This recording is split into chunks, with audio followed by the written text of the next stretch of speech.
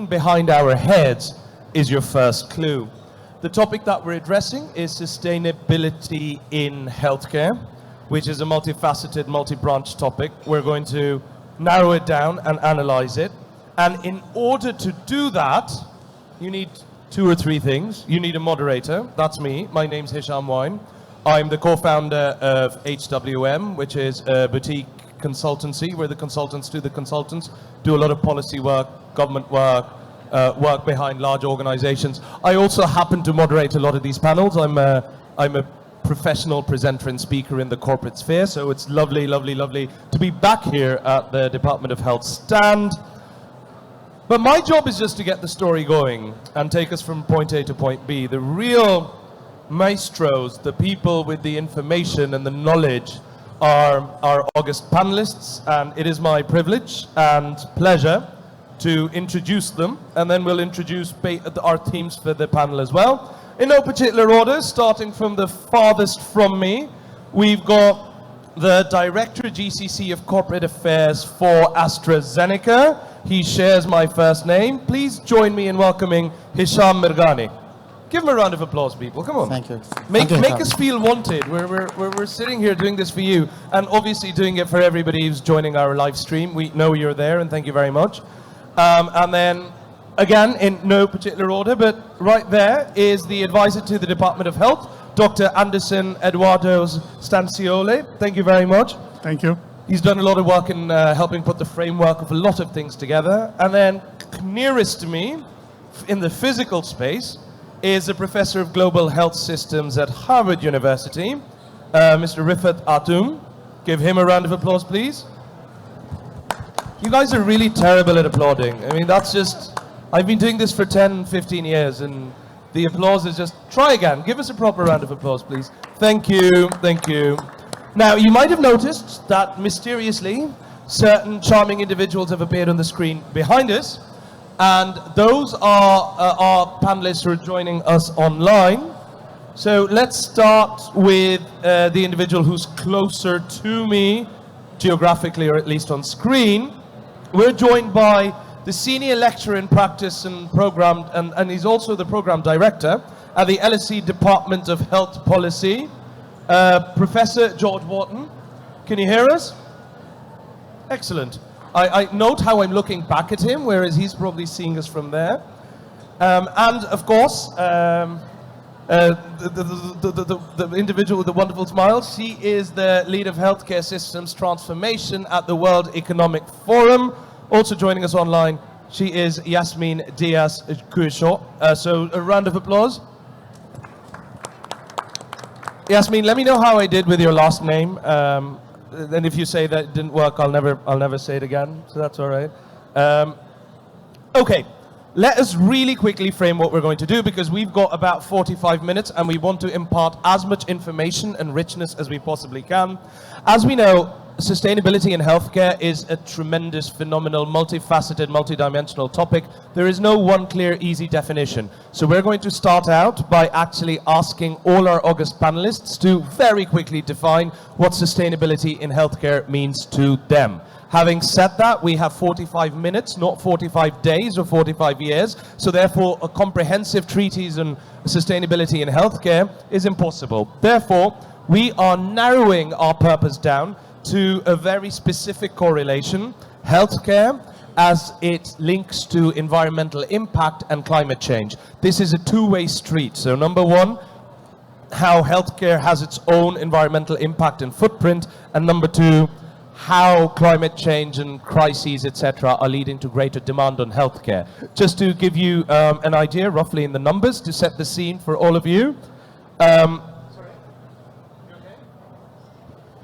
So the health sector plays a really essential role in preventing further escalation of the climate crisis.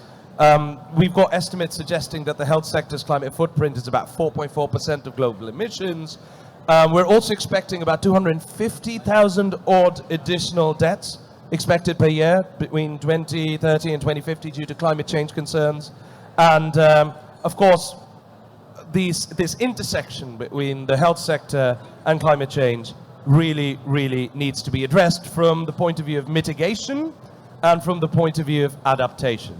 So essentially, it's the 3 Ps of people, planet, and prosperity that we're going to be talking about. And we're going to start off really quickly with, well, all of us really, because we said that we'd very quickly in 2 lines just talk about what sustainability means to all of you. So Hisham, let's take it from you. For AstraZeneca, what is sustainability? Really quick and easy. So really quickly, for AstraZeneca, again, probably because people are not all familiar with AstraZeneca, we are one of the top 10 science-led pharmaceutical company. And our mission is really to harness the power of science to deliver life-changing medicine. For us, the way how we define sustainability, we look at it from 2 dimensions. One is access to healthcare, Hi, George. how Can to you unmute ensure your mic, that we are please? reaching as many patients as possible across the globe with our innovative medicine. And the second angle that you have mentioned, Isham, is of course the environment protection and how we can ensure that we are decarbonizing our industry to become more environment friendly. So that's the 2 angles that we're looking at, access to healthcare and environment protection. Wonderful, and I'll just carry on with you and ask you very quickly how you would define that. Thank you, Hisham. And from my point of view as the Department of Health, I think there are 2 points I'd like to make. Sustainability really relates to the judicious use of health resources. So it often relates to the financial sustainability and how we can maximize the benefit of our investments in the health and the provision of care. So that's clear. And it's really part of a whole agenda of work that we're doing. And we're going to come back actually later on to the Partnership for Health System Sustainability and Resilience that we're doing in partnership with AstraZeneca, LSE, and the World Economic Forum. The second point is, like you highlighted, the issue of environmental sustainability, how the health sector is a contributor to greenhouse gas emissions, how it can be, some of those contributions can be mitigated. We can improve our support in terms of preventing climate change. And then secondly, how do we prepare for the eventual negative impacts that might come our way in terms of natural disasters, the improvement of healthcare infrastructure, but also the changing patterns in disease that will emerge and how we need to prepare for that. Thank you for that very incisive sort of contribution. Now, Mr. Riffet, tell us what you believe environmental sustainability is all about. Sorry, healthcare sustainability is for you. Yeah, thank you, Hisham, and thanks to the organizers for inviting me and for this opportunity. I think for any system, including for health systems, sustainability means responsiveness plus resilience. So any system that is able to respond to acute shocks or acute effects and also proves to be resilient over time to current and future insults and shocks is by definition sustainable. And health system is a system, but health system is part of a broader system, broader ecosystem that includes the economy, the environment. So any changes in the health system will affect the broader ecosystem and influence climate and environment. Likewise, any change in the broader context, such as the environment, will impact on the health system. So the 2 are not inseparable. And this is why health is such an important part of sustainable development goals. The SDG 3 is part of, is one of the 17 goals of sustainable development. Very fair and very well put. Systems perspective. This is a system operating within a larger system. I am now going to throw to our panelists who are joining us online. Professor Wharton, what would your idea of sustainability in healthcare be? Thank you. So, firstly, I think that my definition of healthcare sustainable... You might still be on mute, Professor. I do that all the time, so don't worry. But I appear to have lost the feed. Hold that thought then, Professor Wharton, because we still can't hear you here. Yasmin, shall we try you? Will you say something so that we can figure out whether we will have you on stream? So why don't we head to you, Yasmin, and we ask you what sustainability means from a WEF perspective in the meantime. Absolutely. So good afternoon. Salam alaikum from Geneva, Switzerland. Thank you so much for having me as part of the panel. And I would like to echo a lot of what has already been said. Regarding sustainability, the forum's health and healthcare platform really does have a priority to bring this urgency on how we can transform health systems. And we see health systems' role is really to improve patient population and to respond to the needs of the population it serves. We define sustainability, as we've heard today, as a health system's ability to improve population health, to continually provide services, the equitable access to care, and doing so in an environmentally sustainable manner. And again, resilience we see as a health system's ability to adapt and transform when faced both with long-term and short-term stresses. Thank you. Very cogently put. Professor Wharton, will we give you another go? Let's take a look. Yes, please do. Please do. Can you hear me We now? can hear you now. Absolutely. Go for it. Okay, that's fantastic. Well, I have very little to add to the definitions that have already been given, and I think that very much in accordance with one thing I would like to point out is the relationship with sustainability. As for instance, a sustainable health system needs to be in Professor Wharton, I'm going to have to ask you to hold that thought again. Hold that thought again, because you've broken up a little bit. Let me see if we can get a clearer connection for you, and we'll come back to you. Thank you.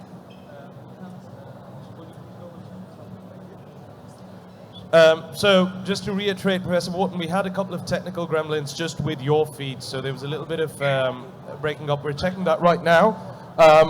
I will come back to you because we heard the first sentence, and it seems that you were in broad agreement, and that's a good thing, because if he'd shown up and he'd said, "I disagree with everything everyone said," and then we'd lost him, that would have worried me quite a bit more.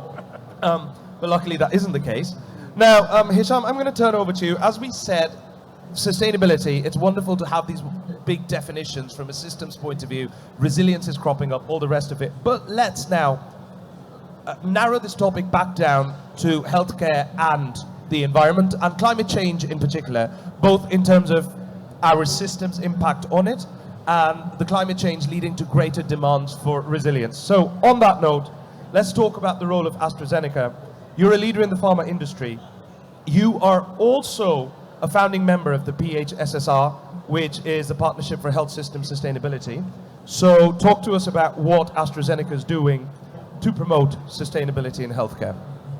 So again, I think it's important to recognize that at AstraZeneca, we firmly believe that the future depends on three interconnected factors: healthy people, healthy society, and a healthy planet. And of course, those three factors are interconnected because we all know that the COVID-19 pandemic has had a huge impact on human health. However, it's very important to recognize that the effect of the climate crisis could be even greater. And we know exactly, based on different studies, that if we don't take action today, this will lead to a significant increase on multiple non-communicable diseases, such as cancers or asthma or any respiratory disease. So that's why for us, the PHSSR initiative, where we are really a founding partner, is a critical initiative where we come hand in hand, working with government and reputable partners such as WEF and LSE to basically ensure that the healthcare system become even more resilient and more prepared for any future shock. And that's why for us, it's really part of our strategy to work closely with DOH, and we're really proud of our partnership with DOH in making sure that we are getting even more ready for any future shock and crisis in the near future. Now, you said healthy people, healthy planet, and what was your third axis? Healthy society. Healthy society. Now, and just to clarify... Yes, I can hear you. Oh, excellent. Well done. Well, we're delighted that you can hear us, Dr. Wharton. Now, just to clarify as well that the PHSSR that we've been No, talking I'm not about... using Wi-Fi, I'm on a physical connection. AstraZeneca is a founding member, but the wonderful people that you're seeing on the screen, Professor Wharton's from No. the LSE, they're a founding member. And I'm on campus, the internet here is not very and reliable. the It feels to me like World a Economic software Forum, glitch, because WEF, for a while my Yasmin's screen from went there. completely blank. They're there as well. So, This, you wouldn't have a panel without this. I mean, honestly, this is why I do this job, because this Yeah. is where the excitement comes in. Would it help if I changed to Chrome? Because I'm on Safari. Perhaps you could That might mute help. Dr. Wotton for a second while we carry on, because I don't think he knows that that we are participants in his dialogue with the thank tech team. Yeah, Which can be dangerous. it of can be course. really dangerous. I'm doing it for him, not for us. I'm going to move over to you, Dr. Anderson. You're obviously doing a lot of work with the Department of Health, and I'm going to ask you, in your capacity as a regulator, because the Department of Health is a regulator, talk to us a little bit about your green strategy for sustainable healthcare systems, both domestically and globally. Yeah, and I think one part of sustainability is flexibility. And I think you are demonstrating a lot of that in how we're handling the technical challenges. here. Resilience as well. Yes, Systems thinking, because there's Yes. another system Yes. beyond this system. So Hishan, I wanted to highlight first, maybe people need to understand that this year we're going to have the Conference of Parties 28, the COP28 will be hosted in the UAE. Huge. And it's a huge global event that will highlight the need to adapt and to make our best efforts to prevent a climate crisis. But also, for the first time, to have one full day dedicated to looking Yes, at I the can hear you. intersect Can of you hear health and climate change. So it's really important that we are able to come up with a strong message about how Abu Dhabi and the UAE are really committed to this agenda and making proactive actions to make our contributions. So within that context, the DOH has launched a new green strategy, which is coming up with a series of very clear targets and actions that will try to improve our mitigative and adaptive interventions to deal with the effects of climate change. I mean, let's have an example. Yes. You said they're targets. Let's have an example. I'll give you the targets. So we have two targets. We want to reduce our carbon emissions by 20% in the 20%. health sector by 2030, and we want to reach net zero by 2050, which is very much in line with other global initiatives that I And there's a UAE-wide goal yes from the government. exactly. Perfect. Yes. Now it's also complemented by a number of actions. So we have health, environment, and technology. We were calling the HEAT initiative, which will deal with the adaptation in the hospital sector and in different healthcare facilities. We just launched the Green Emerald Index, which complements our quality assessment system, the MOASHER, and would be looking specifically at the green credentials of the facilities and recognizing those that have demonstrated their high level of achievement already. And finally, we also just signed an agreement with the Geneva Sustainability Center, which will be providing training and awareness raising among the facilities and the staff to help us accelerate progress. So partnerships plus the Emerald Index to Yes. actually measure the green credentials of Yeah. your infrastructure. Can I and just partners. add one small point? I think Yeah. we also recognize that the health sector, like Professor Rifat said, is part of a bigger reality. So when you talk about mitigation actions, for example, we need to be thinking about the food production systems, transportation, and even when you break down the value chain of the healthcare production, 12% of that takes place within the facility, but the vast majority of that is actually happening before. So when Yeah. you think about the patient journey, the supply of the supply chain and so on. So we need to also to work and to raise awareness more broadly. So that's why part of our strategy also involves collaboration even at the international level. Hisham really wants to add something. Just to build on this point, because that's really important, because when we look at this 4.4% of greenhouse gas emission, it's across the entire journey. So from manufacturing site up to the hospitals. And again, even at AstraZeneca, we have taken a bold commitment to also decarbonize our supply chain network to make sure that by 2025, we're going to become carbon neutral and to become carbon negative by 2030. And we are really rethinking our whole manufacturing processes. to Those are minimize big waste. figures. Give me those figures again. So by 2025, what happens? Carbon neutral. Okay. And 2030, carbon negative. Okay. And in fact, actually, our CEO has even put even a bolder ambition where he would like us to add in our carbon zero ambition strategy to be net zero emission target by 2045 through the entire supply value chain. So big numbers, but again, showing the commitment of the industry toward this overall objective. That is gorgeous. Now, I'm going to go online again, and I'm going to bring, once again, into the discussion Yasmin from WEF. Yasmin, I'm hoping you can still hear us. We don't seem to have any issues with your stream. Tell us about the World Economic Forum's views on healthcare sustainability. And see if you want to bring in your annual meeting as well and what was discussed there. Happy to. So to answer your question, I would just like to start by setting a bit of context of what we do. We at the World Economic Forum really pride ourselves as the international organization for public-private cooperation. And we see our role in three main areas. Firstly, to build awareness and shape agendas. So we gather leaders to exchange insights, both within the forum's community and among a broader global audience, such as we're doing here today. And then we use this awareness to inform decisions and guide strategy. Here, the forum's strategic initiatives create a framework for thought to help organizations prepare for this transformational change across industries and economies. And then lastly, we use this awareness and these strategies to drive collective action and impact.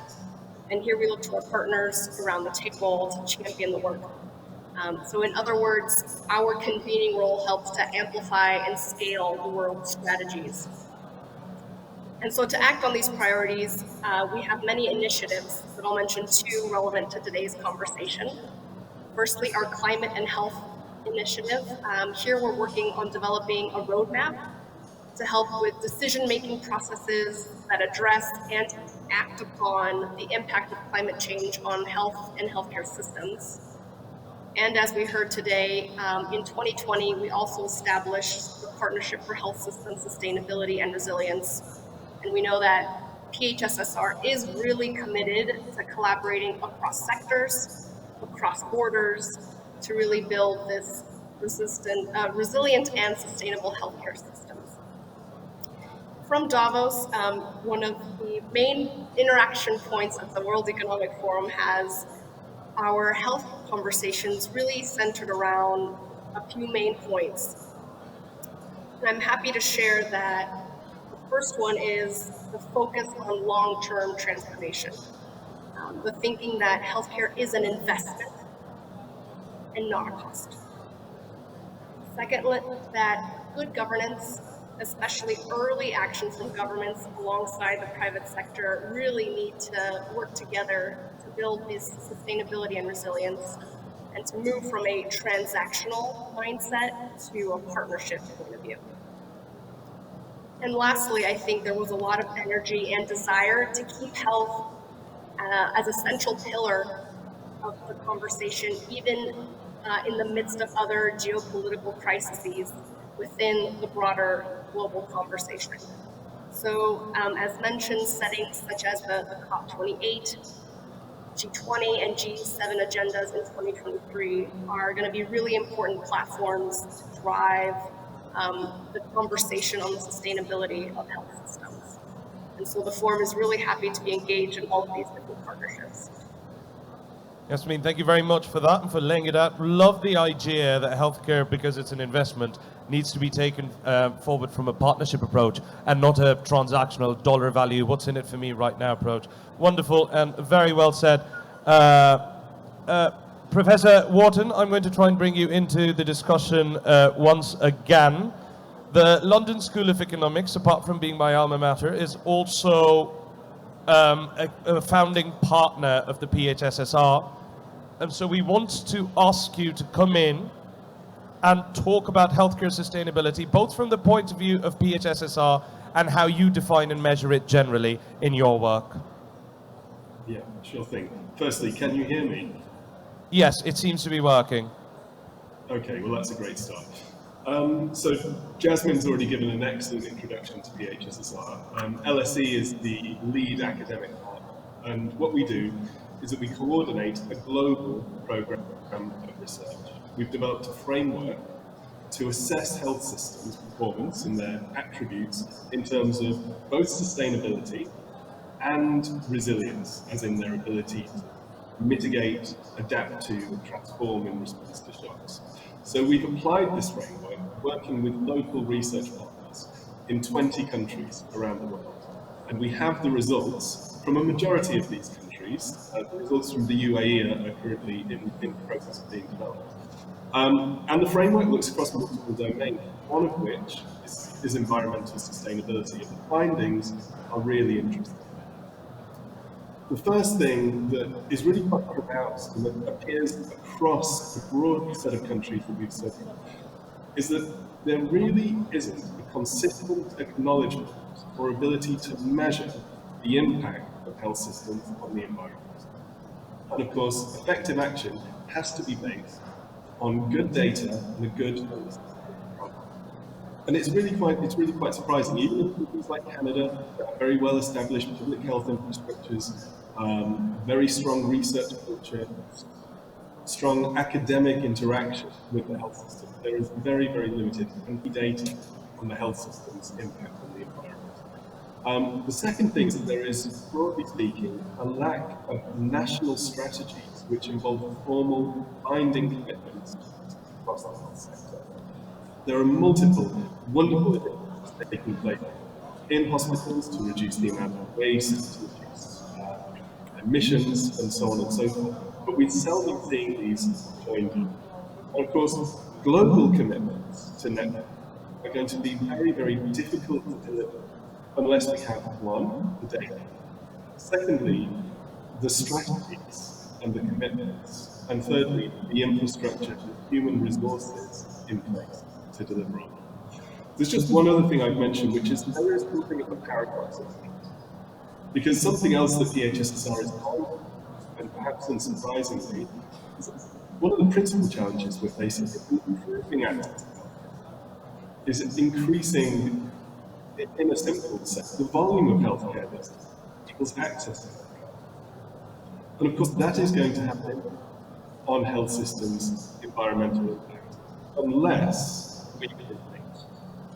Unless we can innovate, and unless, frankly, we can reduce the need for healthcare by investing in more preventative activities.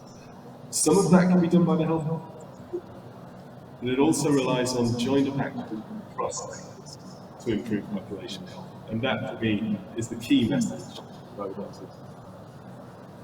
No, I mean, I think that's a very interesting approach.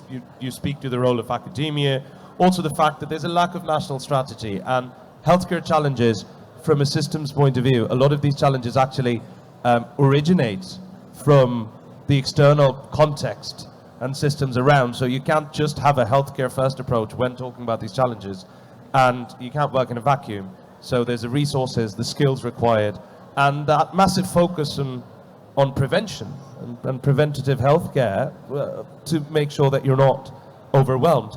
Thank you for that. And now I am going to be coming back to Professor Rifat Atun, who's just right here. Now, talk to us a little bit. We're seeing the importance of collaboration, of strategy, of all of that. Why is it important to develop high-value sustainable health systems, specifically with responsiveness and resilience at their core? Absolutely. I mean, it's very helpful to have a systems view, because I just want to reinforce this point. Health systems are part of the broader contextual system, the environment. And one of the important principles of sustainable development is to develop circular economies and to use available resources in a way that is efficient, that is effective, that is equitable, and that is also responsive to current and future needs. So high-value health systems are systems that produce outputs, namely public health services and individual health services, that are effective, i.e. we are doing the right things, that are delivered efficiently with use of optimal resources, that reach everyone, Hisham mentioned population health, in an equitable way, but also in a way that is responsive to current and future needs, but very importantly, expectations of citizens. Now, if we can establish high-value health systems, we optimize resource use, and by definition, we'll optimize the value chain and will reduce footprint in terms of carbon footprint of health systems. But we should also ensure that systems are high value and resilient so that when there is a shock, they're able to respond. And let me give you a concrete example because there's the risk of getting lost in the abstract. Yeah. So a study we did with Imperial College, which is my alma mater, we looked at one of the effects of climate change, which is extreme weather events. So we looked over a period of time, extreme weather events, both in terms of cold events and hot events in England. And we had this incredibly large data set. In fact, the whole of Imperial's computer network could not cope with it. But I had very good colleagues who were able to analyze the data. And we're able to show that during extreme events, hot and cold, there was an excess number of admissions to hospitals. Yes, of course, yes. Yes, but we're able to quantify that Okay. to show the burden, but very importantly, we're able to show that this affected older population and people who were disadvantaged. So we're able to show, the large magnitude of the effect, but also the equity effects. Actually, inequities that the climate change creates. So there's a big risk that unless we're able to develop high-value health systems that are efficient and effective, but also equitable, the impact of climate change is going to widen inequalities. So that's a very important message in designing systems going forward.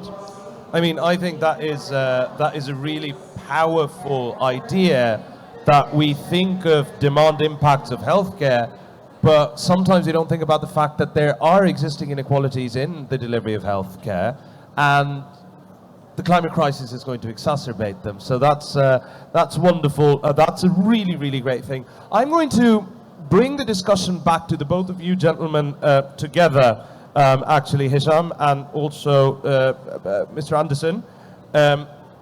What I want to talk about is why is it important for the Department of Health and AstraZeneca to collaborate, particularly on the PHSSR. So I'm very happy to have the both of you share thoughts on that. But Hisham, we can start from you. No, I mean, again, this collaboration with DOH is another, I would say, area of collaboration. We have been always extremely proud in terms of how we are working with the Department of Health of Abu Dhabi. And the choice of DOH was for us a no-brainer, and for three main reasons. First of all, we have been always inspired by the aspiration of Abu Dhabi and UAE to become a regional player in the field of life science. And they've been always welcoming private entities to come and collaborate with them to achieve that aspiration. So we are really glad to be part of this collaboration. Second of all, I think that, again, going back to the PHSSR, the essence of PHSSR is to support countries to ensure the health system become more resilient and sustainable. Because I think, again, during COVID pandemic, we have seen many health systems across the globe collapsing, and sometimes in countries where we're not expecting it. Yeah. And what we have seen in Abu Dhabi and UAE was really remarkable on how they have tackled the pandemic, demonstrating already the resilience of the health system, but not only within the border, also supporting the global fight through humanitarian aid, but also through the exceptional HOPE consortium that was created to support countries across Africa and Latin America by supplying vaccines to the community where they don't even have access or little access to healthcare. So again, there was a lot of proof point for us that could also support PHSSR by showcasing some of the best practice to the UAE that could serve the rest of the world. So we are really proud of this collaboration. Right, and you, now the other side of the coin from you, how does PHSSR support Abu Dhabi's sustainability efforts? Yeah. Go for it. Thank you. And I completely agree with Hisham's points. I think PHSSR is really offering us the opportunity to work collectively. So we are looking at a very rigorous review of all of the aspects of the health system. And by doing that, we are having discussions. We are really establishing strong communication with different players that are often busy with their day-to-day work, and this is really an opportunity to look from a broader point of view and understand, are we going in the right direction? Are we doing the right actions? What can we do better? But also documenting the good examples that we have, which are so many of them. I also wanted to add one point, Hisham, which is, I think COVID really challenged us, and I think all of us, the countries that came out well, they really did it by a combination of flexibility and collaboration. And I think that's very clear. It's part of what we are finding here with Professor Atun. And I think that with the climate change crisis that's coming up, this is only going to become more relevant. I think we are now being challenged to learn a whole set of new terms that we are health people, we don't really necessarily know. We're talking about particulate matter concentrations. We're looking at the relationship between monocultures and the gut biome. There are so many things that we need to understand now that we haven't been able to do so far. And the only way that we'll be able to do it is with collaboration, with relying on each other's expertise. That's absolutely wonderful. Now, I've got a little bit to get through, and I recognize that time is of the essence. We unfortunately can't be here all day. I'm going to throw over to Yasmin, because Yasmin, I have a very topical question for you. This past January, you had your annual meeting. What happened in it? What were the some specific outcomes that you'd like to share with us in a nutshell? Thank you. Yes. I think that what we came together and discussed was that together we need to raise the urgency of the issue, that we need high quality data, that we need high value systems to bring together, again, the public and the private sectors to work together. As all my fellow panelists have said, it really does take partnership to make this happen. And the forum is happy to generate this evidence and frameworks and then to make systems work for a better future, but it also takes political will. So we're looking at our regulators and our politicians to really take this next step, use the evidence that we've gathered and really implement it into their health and healthcare systems. Wonderful. Thank you very much. Anybody have anything to contribute? Yes, go on. I'd like to follow on from Jasmine's excellent comments. I mean, partnerships are critical, but I would argue that we need strategic public-private partnerships. This is a term we coined following a study, actually, which we launched at Davos last year. Because the operative word here is scale. We need to achieve scale if we are going to solve the current and future challenges. Incremental improvements is not going to solve the really big challenges that we face. So the strategic public-private partnerships operate to solve current and future challenges at scale and at population level in an equitable way. That brings together and harnesses the capabilities of both the public and private sectors, but also all the players in the system. And that is going to be, it's not a question whether we should be doing this or not. The question is, how can we do this in the most agile way going forward? So because this is new, we have to try, we have to learn, we have to create learning systems so we can manage future challenges collectively at scale. Now, you know what I think I'm going to do? I'm going to try and give Professor Wharton some of the last words, but before that, I want to come over to you and say, building on that, you've said that strategic public-private partnerships are essential to develop the scale and the momentum, right? So one side brings the resources, the other side brings the expertise. Talk to us a little bit about that. How do we do that? How can we create a healthy economy, a healthy healthcare system, as it were, and mitigate against potential adverse effects? So give us some examples as well. Yeah, excellent. Really super question, $1 trillion question, actually. $1 trillion. Well, how do we make it happen the Department of Health will write you a check. They're sitting right there. Well, I think beyond. First of all, strategic public-private partnerships means people, the stakeholders need to get together to jointly define problems and the challenges as they see it, and they need to jointly agree what the challenges are, and then jointly develop solutions. building on their capabilities and harnessing existing capabilities. Third, one has to put in place system level changes in order to implement these solutions with a systems perspective and a scale in mind. Fourth, agile response is going to be critical because this is something new, this is something that we've not done before. So by definition, we have to implement and learn. So we have to create a learning environment. But for this to happen, we also need to change the existing rules and regulations, the way we do things. And to learn from these, to create this agility. And very importantly, we need data to understand what has happened, what is going to happen, so we can modify the response in real time.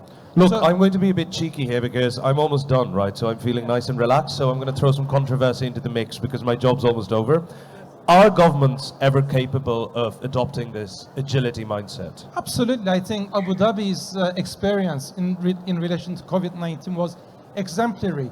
Everyone I've spoken to here talks about agility, very strong leadership, and being able to respond very quickly by empowering everyone in the system. So it does exist, but it took a shock, like COVID-19, to unlock these capabilities in the system. Obviously, we don't want another COVID-19, but that's an important lesson learned to develop agile approaches to managing current and future challenges, and there will be many. And there will be many. And on that powerful note, I'm going to throw back to Professor Wharton. Professor Wharton, through Professor Atoun, we've heard what Imperial is doing. We've heard about the Davos perspective. We've heard about the World Economic Forum perspective in striking partnerships, Abu Dhabi and its best practice.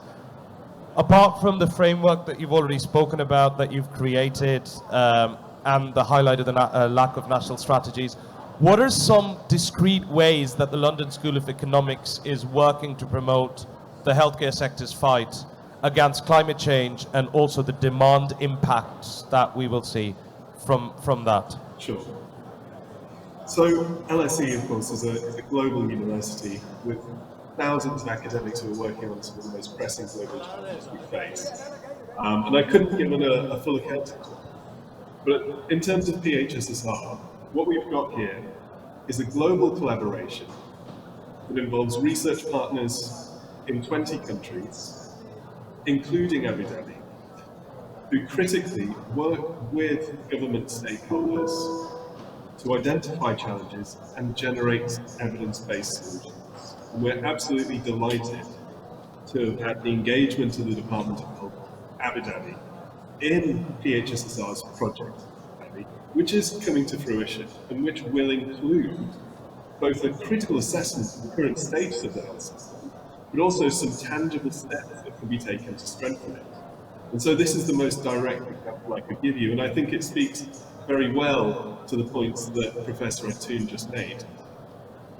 The key thing is that between the partners, the World Economic Forum, LSE, AstraZeneca, KPMG Philips, the World Health Organization Foundation, and others, plus the partners that we have in the country, and most importantly, engaged and supported government stakeholders, such as Dr. Anderson, the Department of Health of Abu Dhabi, we've got a very good prospect of at least getting the dialogue going, raising awareness of issues, helping to identify priorities, and then, beyond the scope of the project itself, potentially supporting the implementation of some of the solutions that we collectively identify.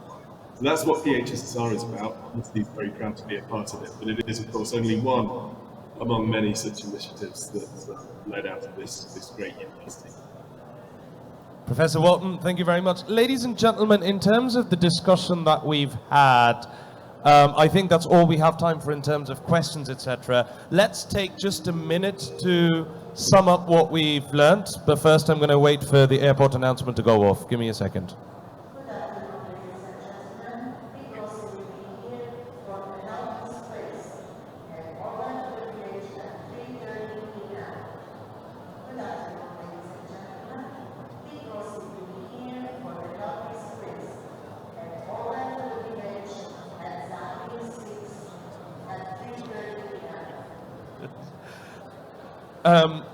Please don't mind her. She's jealous of our panel and she wants my job. She's not getting it. Ladies and gentlemen, let's first off, can I have a huge round of applause, please, for my panelists, for Hisham from AstraZeneca, Dr. Anderson, Professor Rifat Atoun. Online, we've got Yasmin Diaz and, of course, Professor Wharton. Yasmin is from the World Economic Forum and Professor Wharton from the London School of Economics. We started out by talking about how big an idea of sustainability is. Luckily, Professor Atoun was to hand to talk us through some of the elements of sustainability, even in terms of climate impact. What we're looking for is this idea of resilience, of being able to withstand shock. And this idea that was shared by a lot of other speakers here, all of us in fact, that these shocks largely come from the outside. So you need this big idea of you're talking about systems thinking, where yes, healthcare is a system, but there's a broader system on the back of it. We had Yasmin who came in and said the World Economic Forum's idea of sustainability is responding to the needs of the population. And of course, as the impact of the climate crisis begins to hit, those needs will accelerate and will change as well. From the AstraZeneca point of view, Hisham said something really interesting. For them, sustainability is healthy people, a healthy planet, and a healthy society. The big three. AstraZeneca prides itself on working with partners. Directly, you said that there's a commitment of being carbon neutral by 2025, carbon negative by 2030. So that's a direct commitment against to mitigate climate change. We've also, of course, been speaking about the PHSSR, which is a partnership of which towards resilient healthcare, of which the LSE, AstraZeneca, the Department of Health are all founding members. Speaking of the Department of Health from a regulatory perspective, Dr. Eduardo was here sharing his expertise. We're building up to COP28, where these things are going to be crucial. We're talking about these. Abu Dhabi and the UAE is taking the lead. Their targets there, obviously there's net zero by 2050, but more than that, there's this idea of cutting emissions by 20% as well. And he spoke about how the Department of Health now has an upgraded Emerald Index to monitor the green credentials of infrastructure partners and buildings. So that we felt was super. We came to Yasmin and her big idea that, listen, again, echoing the rest of us, this does not happen in a vacuum. The World Economic Forum is all about building public-private partnerships and bringing people together to shape agendas, creating these calls to action that then private sector partners and governments, etc., can work on. The big idea was that healthcare needs to be seen as an investment. We need to get away from transactional, this dollar went here, what did we get against it, what's in it for me, to the bigger idea that we're all investing in sustainability. They recently had an annual meeting that showed quality data is essential. We need to emphasize the public private sector partnerships to scale. This was a point that Dr. Aoun also picked up on and said, public-private partnerships strategically are the only way to build the resources, scale, buy-in that you need to make tangible difference. Ladies and gentlemen, we can't do this alone, and that is where Professor Wharton actually came in. The LSE has brought in a framework to measure and operationalize sustainability and measure resilience.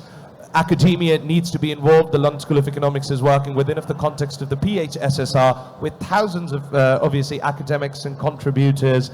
The big focus, once again, is on partnerships. Last word over to Dr. Aoun, who made this very clear point that we're not just confronting new challenges, and as demand rises because of climate change, it is not going to impact us all the same way. People who are already disadvantaged or people who are already marginalized will be at even greater risk. But ladies and gentlemen, Abu Dhabi, which demonstrated, and the Department of Health, which demonstrated resilience and showcased best practice in light of a massive threat, remains a benchmark that we can all follow. Agility is important, talking to each other is important, listening is important, and that's what we were doing today. A wonderful panelist, thank you very much. Ladies and gentlemen, I'm Hisham Wine, pleasure being your moderator. Thank you for listening.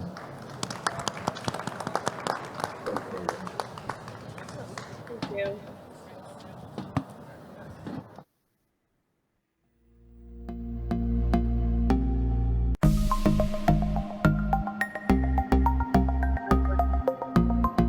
Yeah, thanks.